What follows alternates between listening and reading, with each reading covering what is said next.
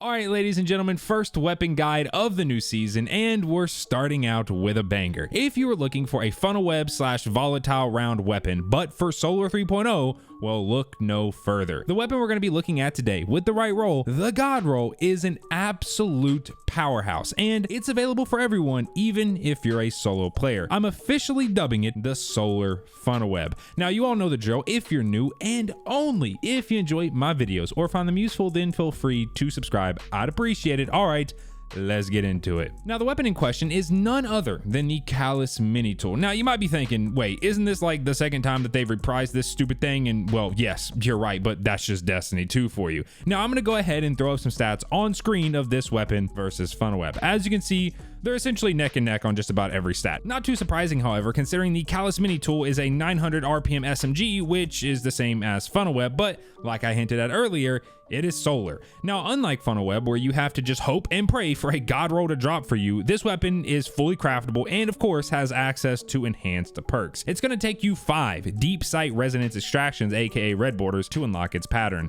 You can get red borders via the chests that require opulent keys on the new Leviathan location. You can also get red borders from the Crown of Sorrow vendor in the helm, though it requires some upgrades. The opulent weapon upgrade will allow you to directly purchase the Calus Mini-Tool on the second page. Doing this will have a chance, just a chance, for it to drop as a red border. Then focusing deep sight will guarantee the first weapon you focus each week will be a red border. So you could just farm the opulent chest and hope that you get the mini tool and that it's a red border till your eyes fall out, or you can just wait until you have some upgrades, which will make your farming a little easier. Okay, so with how to get it / farm for it, let's get into the perks. First up, the origin perk and the frame. The origin perk is 2XS, which is a new origin perk that grants a bonus to strength and discipline for a moderate duration when you get kills and your super is full. Very good perk if you're running a Solar 3.0 build that heavily relies on your melee and grenade, and if you have a more reserved super, like a well or something that you're going to hold off on using until boss or something.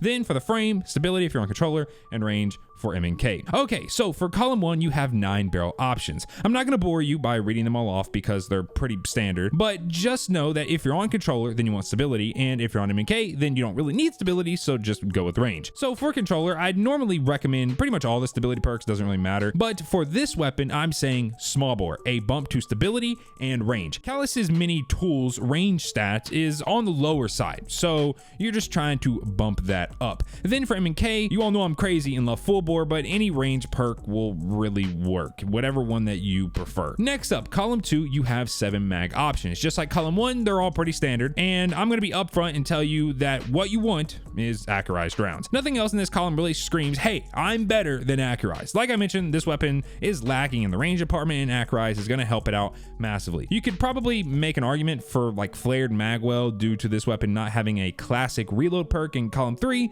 but it's up to you. I just personally would recommend accurized. Now for the juicy columns. In column 3, you'll find 6 perks: Sideways, Unrelenting, Threat Detector, Air Assault, Moving Target, and Grave Robber. Like I mentioned in the last column, you sadly don't have a classic reload perk here, like Feeding Frenzy, for example. So my overall top pick, not taking builds or anything like that into consideration, is Threat Detector, as it's the closest to a reload perk that you'll get. It's going to increase reload and stability by 15% and handling, the actual like animation, by about 25% faster, that is, when you're in close proximity, 15 meters or less, to an enemy. Now that's just one enemy, and when you bump it up to 2 enemies, essentially everything doubles to triples, that being all the stat bumps that I just mentioned. Also, don't forget you can get the enhanced version, which furthers all the stat bumps once again that I just mentioned. Now, while I do think Threat Detector is the all-around go-to perk for this column, I wanted to quickly talk about another perk, Grave Robber. Melee final blows reload this weapon from reserves. Now, if you've been fully utilizing Solar 3.0, then you could probably already see where this is going. It's straight up, well, kind of busted. If you're using a Solar 3.0 build that can improve your charged melee uptime or just straight up make it infinite, you essentially just never have to reload. And then if you get the enhanced version, it actually improves the reload speed, though just slightly, in case you actually do have to reload. The only downside of Grave Robber is for high level in-game content, where you're gonna want a more passive perk like Threat Detector because it doesn't require kills. But even then, you probably don't want an SMG in high level content anyway, or at least you don't want to be up close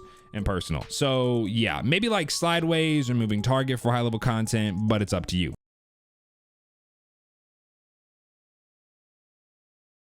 And finally, the moment you've all been waiting for, column 4, where you got 6 perks. Disruption Break, Surrounded, Feeding Frenzy, Eye of the Storm, Tap the Trigger, and Incandescent. I'm not gonna beat around the bush here, alright? Incandescent is crazy good, go with that. Now, if you have no idea what Incandescent is, well, don't worry because it is brand new this season. This perk states defeating targets spreads Scorch to those nearby. More powerful combatants and opposing guardians cause Scorch in a larger radius. Now, when reading this, you might think, okay, yeah, so an enemy dies and it just spreads Scorch. That sounds pretty good, but for some reason, enemies killed by this are also igniting.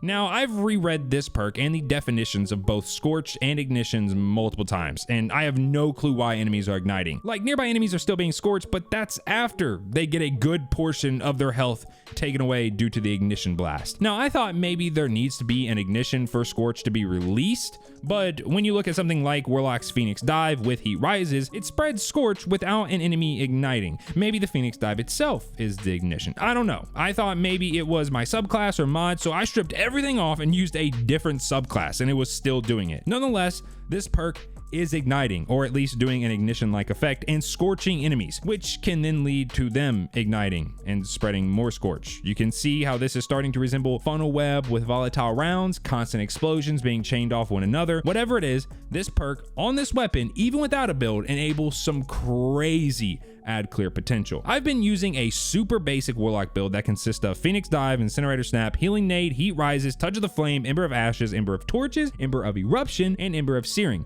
Then for mods, I'm rocking Elemental Armaments, Enduring Wells, Font of Might, Well of Life, and Explosive Wellmaker. Like I mentioned, super basic build, but Calus Mini-Tool with Incandescent enables everything to loop constantly. Constant melees, grenades, Phoenix diving, Radiant for a damage boost pretty much all the time, constant health from diving and nades because Heat Rises never runs out, so you never actually have to consume more than one nade. All the ignitions and scorch effects from Incandescent have increased effects, then all the solar wells with Will of Life and Font of Might.